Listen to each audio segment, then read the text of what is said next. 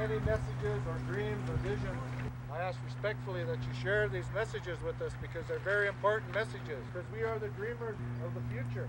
With our messages that the ancestors sent to us is within us all, they bring peace and wisdom and clarity.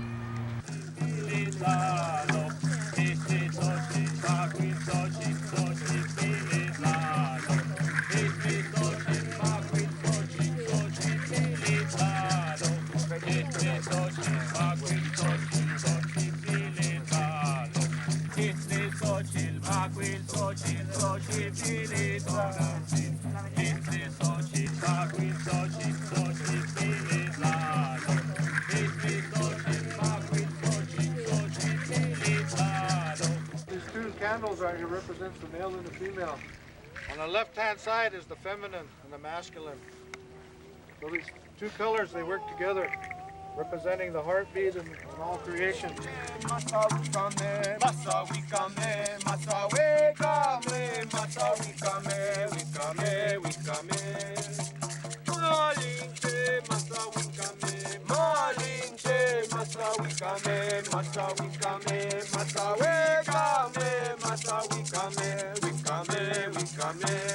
Venadito azul, venadito azul, corre aquí conmigo, venadito azul. I'd like this to go on every day for us to do this kind of stuff, and then just go out and gather food and come back and enjoy each other. It used to be that way one time, and we're going to go back to some of these ways again in the future. So I pray that all of us will come into peace again.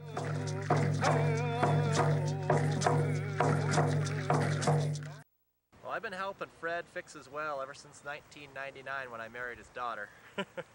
I was having problems with it occasionally. Every year I had to pull it out and add an extra 10 feet to it or an extra 20 feet to it and put it back in. And then that summer it would go down even lower. The well kept sucking up a lot of dirt. It's quite a job.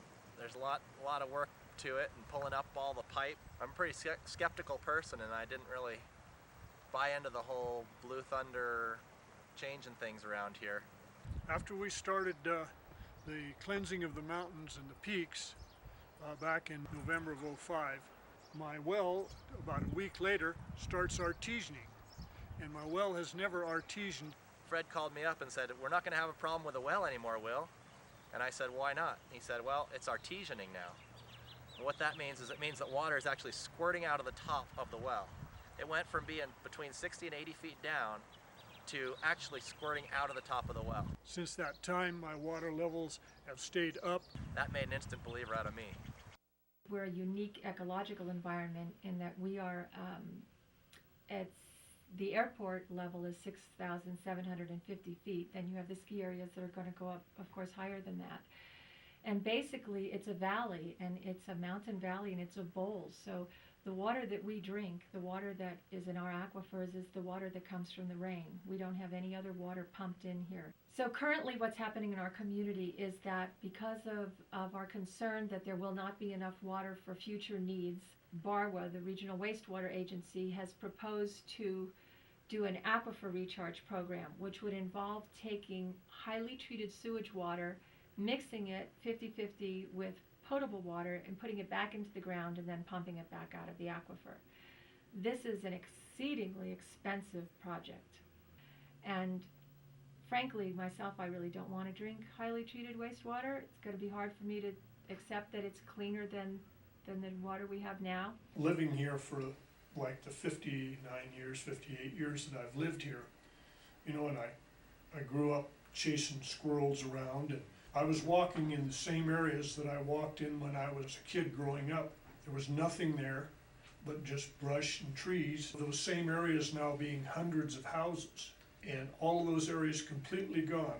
Development and mining and subdivisions and minor subdivisions and building that we have is taking away from the resources, the water that we do have here.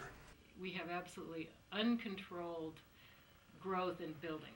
And anybody that wants to build, it's yes, yes, yes, and bigger the better and the faster. And so now we're running out of water. We're digging in and plowing and shoving aside nature and putting in, parking lots and houses. I would like to see these agencies think outside the box.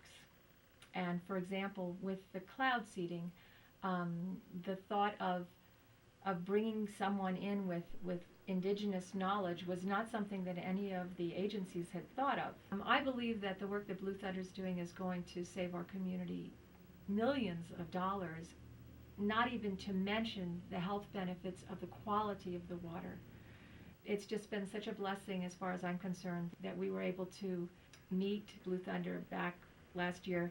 We met September 10th, I think, and by November 20th, the cloud seeding was not going to happen.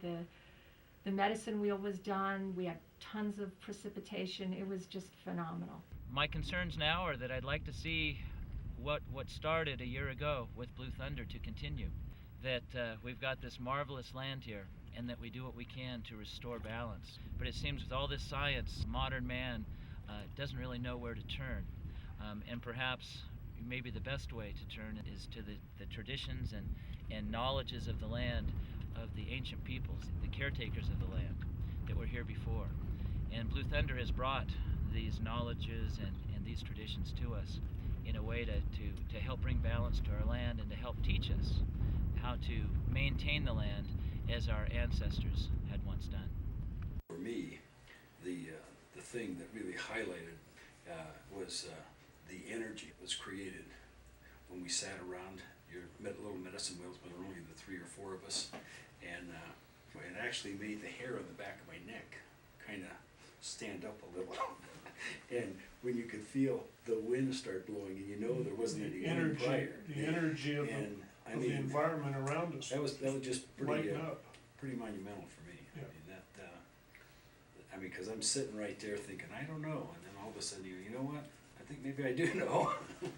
And all these things that you thought about were actually happening. These medicine wheel ceremonies that we had were very helpful and very enlightening for myself, not ever being around something like this in my life before.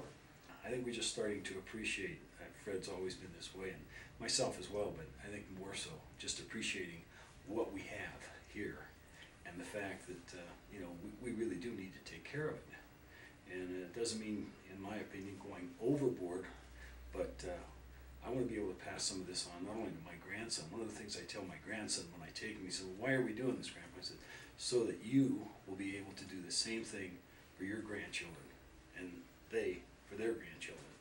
And it even makes this 8-year-old kid start thinking about what period of time we're talking about. You want to be able to preserve some of this stuff and still be able to get along with folks, But I want to be able to see this, and I want to be able to have my grandchildren see it as well and appreciate it. We decided it was time to meet monthly and really take part in ceremony. And part of that, again, thankful to Blue Thunder, he was really telling us, this is your valley. It's time to be stewards. And so it's time for you to step up and take a role here. There was a vision that came forward for a group called Earth Heal. And the HEAL part stands for Humanity and Earth Alliance for Life. We continued with monthly ceremonies up until this day. It's just really time that we all take responsibility to be stewards for our Earth. We're working to heal ourselves and to come together in community and bring our efforts forth to bring more wholeness to our planet. I think that Big Bear has the potential to be a model community. Because we are a self-contained community, we're kind of isolated. This is a place where we could demonstrate the effect of consciousness on the water. If the powers that be in this community in particular would recognize what our man's relationship is with nature, what that stewardship really means. It's not necessary for us to be so heavy-handed with Mother Earth. And this, I'm hoping, is the place where we'll be able to demonstrate that there's another way to do it.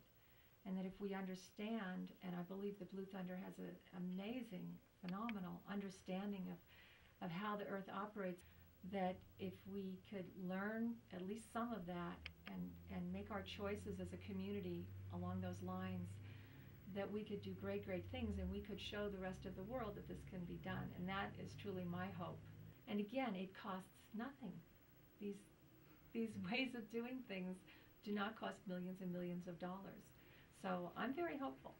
I'm very hopeful about what we can show here.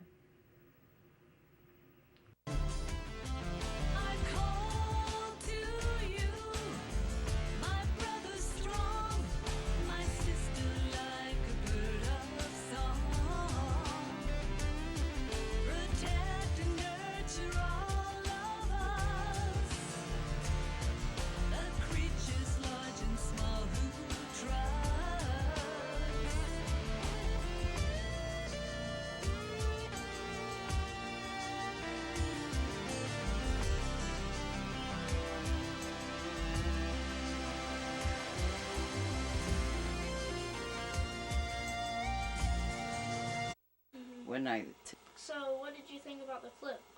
I thought it was pretty cool. Mm-hmm. It would have been easier if it was all in one piece, but we couldn't do that because we only have 1 hour. Yeah. Yeah, but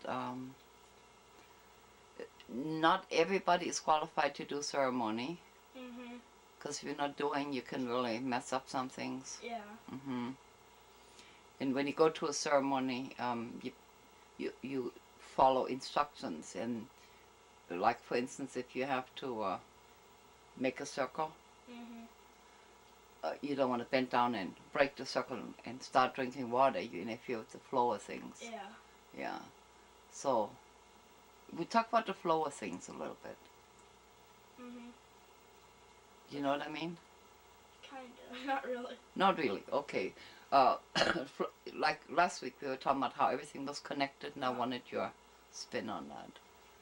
Well, everything basically is connected. Like, there's a life cycle. Like, the vegetation, the animals eat it, and we eat the animals. So without the plants, the animals can't live, and without the animals, we can't live.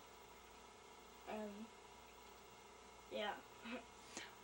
I saw in the news, they said they have a question every day, and the question for that day was, what do we, whether we like it or not, eat every day between 2 and 10 off. Well, what do you think about it? 2 and 10? Like, you have to eat at a certain time? No, whether we like it or not, we just absorb it. They said use the word eat, but it goes into your body. I don't really get it. Like, everyone eats at 2 to 10. Yeah, either anywhere from 2 to 10 off for the day. Well, I don't really know what to think about that. I didn't either. You know what it is? Pesticide. Pesticides. Mm-hmm. So if they keep spraying stuff, Yeah. we get pesticided. And back to the clip for just a minute was the people. Cloud seed? Yeah, talk about that for a minute. Oh, well, the main ingredient in the cloud seed was iodine, which is, it's illegal in California, so why would they use it there? Because it's just going to poison the animals, the people, and the plants. And I don't know why they would use that. I'm allergic to iodine. Every time myself and anybody goes with me, we always end up in the hospital, every time. But we have chemtrails here too. Have you seen them? No. No, they look like beautiful clouds and they dump stuff on you. Mm-hmm. So you know what I'm gonna do? Oh, so why don't we talk about the lamp? The lamp. Let's talk about the lamp for a minute. Okay. When I first came here and I saw the lamp, I'm pretty sure it was orange, and orange meant it was a mellow mood. Uh-huh. So nothing really was going on that much. Everyone was just kind of calm and stuff. And I thought it was cool how it doesn't even use light bulbs.